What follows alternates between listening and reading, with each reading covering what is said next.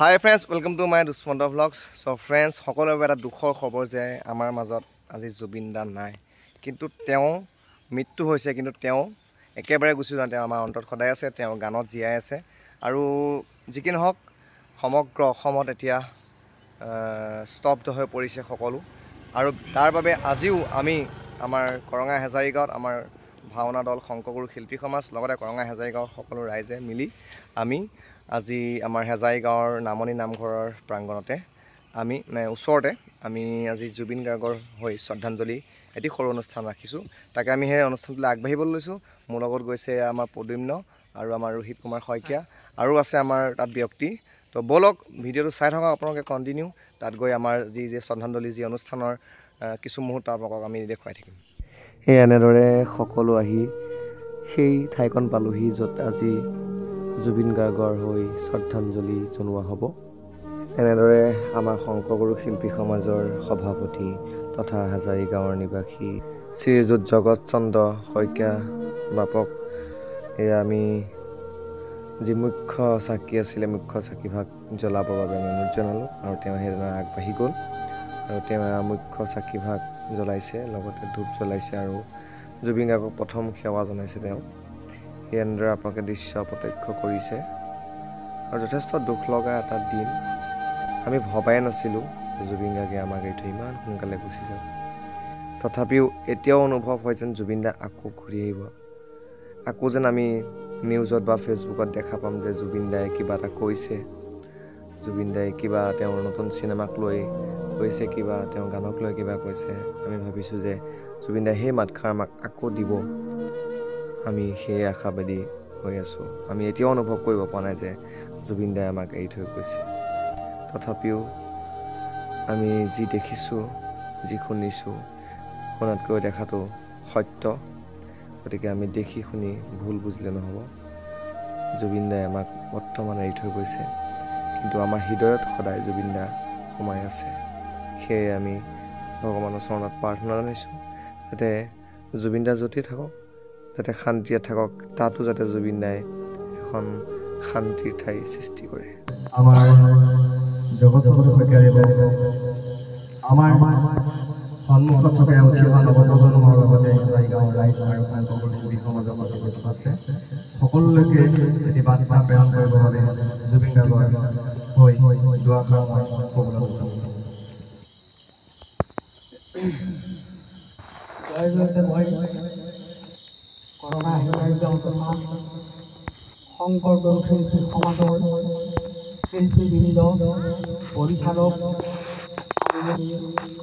এই কৰঙা হেজাৰীগাঁৱৰ আৰু লগতে মই আজি অতি দুখেৰে জনাবলৈ পাইছোঁ যে আমাৰ শিল্পী সমাজৰ যিজন অসমৰ ভাৰতবৰ্ষৰ তথা যোৰহাটৰ সন্তান হিচাপে অসমীয়া কৃষ্টি সংস্কৃতি সকলো বজাই ৰাখিছিল, গায়ক হিচাপে, অভিনেতা হিচাপে, প্ৰযোজক হিচাপে তেওঁ সকলোৱে পৰিচিত আছিল।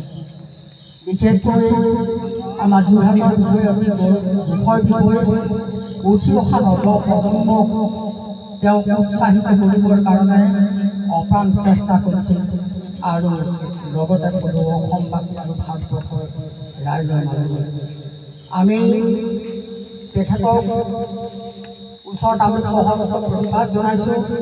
তেখেতে আত্মাৰ সত্য নিৰাশ কৰক আৰু তেখেতৰ গুণ গৰিমা সমস্তটি আজি নৱপ্ৰজন্মই আঁকোৱালি ল'ব বুলি আমি আশাবাদী। আৰু তেখেতে আমাৰ অসম তথা ভাৰতবৰ্ষৰ ইমূৰৰ পৰা সিমূৰলৈকে তেখেতৰ যি শিল্পী সত্তা, যি অভিনয়, যি গীতিকাৰ সমস্ত তেওঁলোকৰ অৱদান এই কম বয়সতে বিশেষকৈ 52 বছৰ বয়সৰ ভিতৰতে তেখেতে আমাৰ মাজলৈ প্ৰেৰণ হৈছে।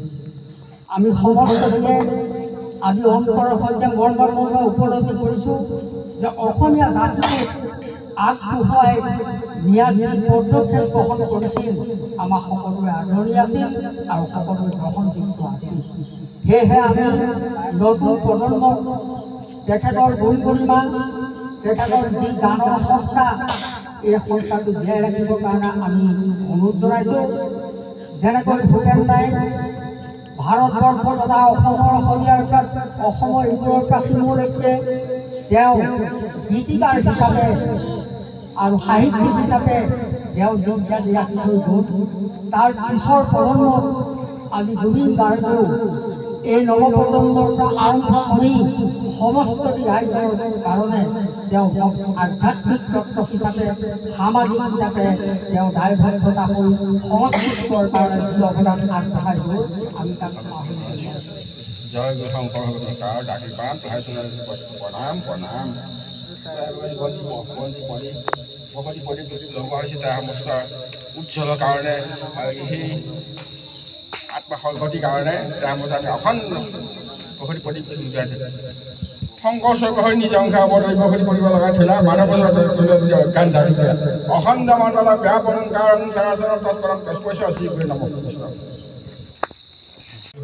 চিৰবিদায় লৈছে।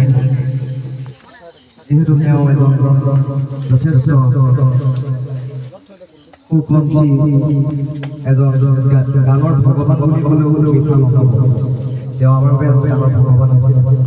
আমি আজি বহুত দুখ প্ৰকাশ কৰিছোঁ।